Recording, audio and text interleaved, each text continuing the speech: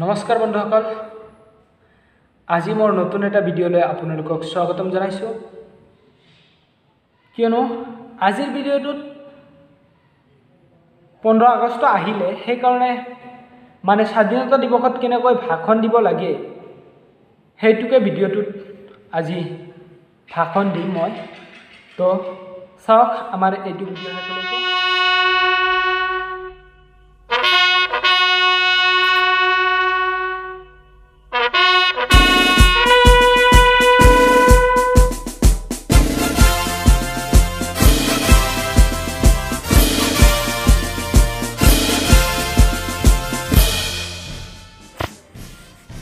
শ্ৰদ্ধাৰ আজিৰ সভাৰ সভাপতি মহোদয় আৰু আমাৰ শ্ৰদ্ধাৰ শিক্ষাগুৰুসকল আৰু সভাত উপস্থিত সকলোকে ৭৪তম স্বাধীনতা দিৱসৰ আন্তৰিক শুভেচ্ছা জ্ঞাপন কৰিলোঁ।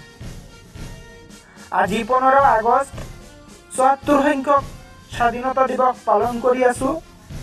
আমি সকলোৱে জানো 15 আগষ্ট তাৰিখে সমগ্ৰ ভাৰতবৰ্ষত স্বাধীনতা দিৱস পালন কৰা হয়। সেয়েহে আজিৰ দিনটো আমাৰ বাবে এটা ঐতিহাসিক দিন, কিয়নো 1947 চনৰ আজিৰ দিনটোতেই অৰ্থাৎ 15 আগষ্ট তাৰিখে ব্ৰিটিছ অত্যাচাৰী শাসনৰ পৰা ভাৰতবৰ্ষই মুক্তি লাভ কৰিছিল। সেই দিনটোকে স্মৰণীয় কৰি ৰাখিবৰ বাবে প্ৰতি বছৰে 15 আগষ্ট তাৰিখে স্বাধীনতা দিৱস পালন কৰা হয়। কিয়নো প্ৰায় 200 বছৰৰো অধিক কাল ব্ৰিটিছ ইষ্ট ইণ্ডিয়া কোম্পানীয়ে সমগ্ৰ ভাৰতবৰ্ষত শাসনৰ নামত শোষণ আৰু অত্যাচাৰ কৰিছিল।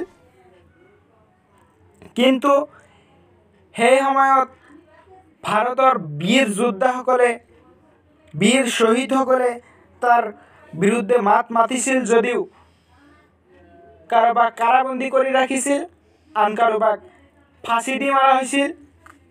এনেকৈয়ে ব্ৰিটিছ ইষ্ট ইণ্ডিয়া কোম্পানীয়ে ভাৰতীয়সকলৰ ওপৰত অত্যাচাৰ চলাইছিল।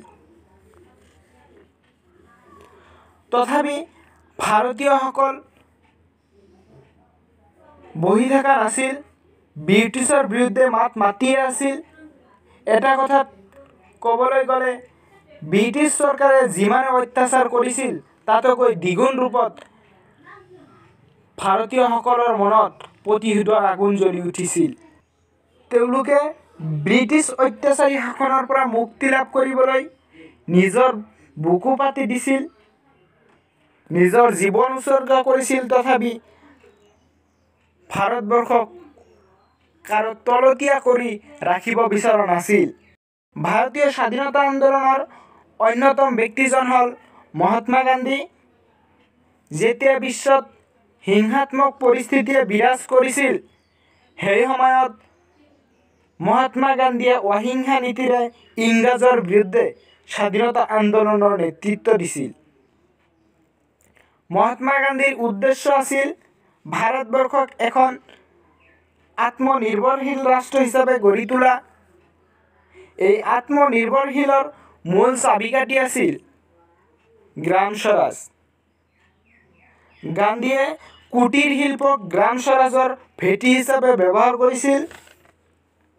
তাৰপিছত 1920 চনত 1 আগষ্ট তাৰিখে গান্ধীৰ নেতৃত্বত অসহযোগ আন্দোলন, 1930 চনৰ মাৰ্চ মাহত আইন অমান্য আন্দোলন, 1930 চনৰে 6 এপ্ৰিল তাৰিখে গান্ধীৰ নেতৃত্বত 78 জন অনুগামী লৈ দাণ্ডিত উপস্থিত হৈ সাগৰৰ পানী পতাই লোণ তৈয়াৰ কৰিছিল।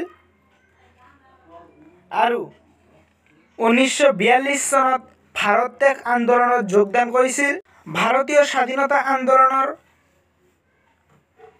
অন্যতম নেতৃত্ব দিছিল আজাদ হিন্দ ফৌজ। আজাদ হিন্দ ফৌজৰ নিৰ্ভীক আন্দোলন দীৰ্ঘ 200 বছৰৰ ব্ৰিটিছ চৰকাৰক অতিষ্ঠ কৰি তুলিছিল। আজাদ হিন্দ ফৌজত নেতৃত্ব দিছিল নেতাজী সুভাষ চন্দ্ৰ বসু। তেওঁৰ কথা বিশেষভাৱে উল্লেখ কৰিব পাৰি। আজাদ হিন্দ ফৌজত দেশৰ স্বাধীনতা আন্দোলনত যেতিয়া সকলোৱে ওলাই আহিছিল, তেতিয়া 1908 চনত 11 আগষ্ট তাৰিখে ক্ষুদিৰাম বসুক ব্ৰিটিছ চৰকাৰে ফাঁচি দি মাৰিছিল। 18 বছৰ বয়সতে দেশৰ বাবে শ্বহীদ হ'ব লগা হৈছিল। এই ভাৰতীয় স্বাধীনতা আন্দোলনত বীৰ শ্বহীদসকলৰ কোনো অভাৱ নাছিল। তেওঁলোক আছিল বাল গংগাধৰ তিলক, বিপিন চন্দ্ৰ পাল, চন্দ্ৰশেখৰ আজাদ, সৈয়দ আহমেদ খান, পণ্ডিত জৱাহৰলাল নেহৰু,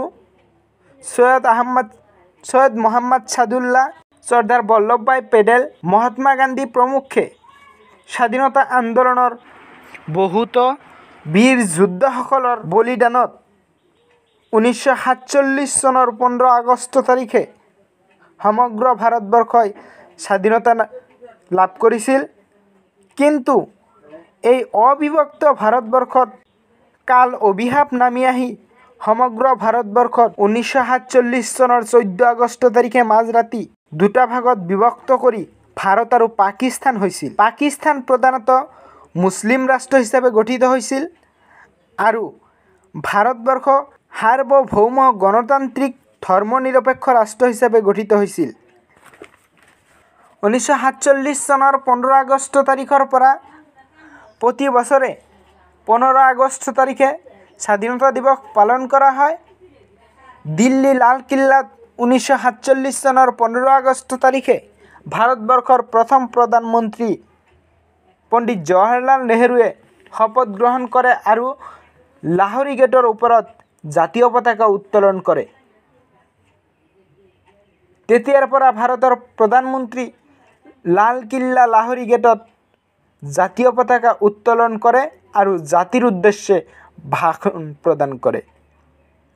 সেয়েহে প্ৰতি বছৰে আমি স্বাধীনতা দিৱসত বীৰ শ্বহীদসকলক ফুল দি শ্ৰদ্ধাঞ্জলি জ্ঞাপন কৰোঁ আৰু জাতীয় পতাকাক সন্মান জনাই ভাৰতৰ ৰাষ্ট্ৰীয় সংগীত গাই স্বাধীনতা দিৱস পালন কৰোঁ। এইখিনি কৈয়ে মই মোৰ চমু বক্তব্য সামৰণি মাৰিছোঁ। ধন্যবাদ।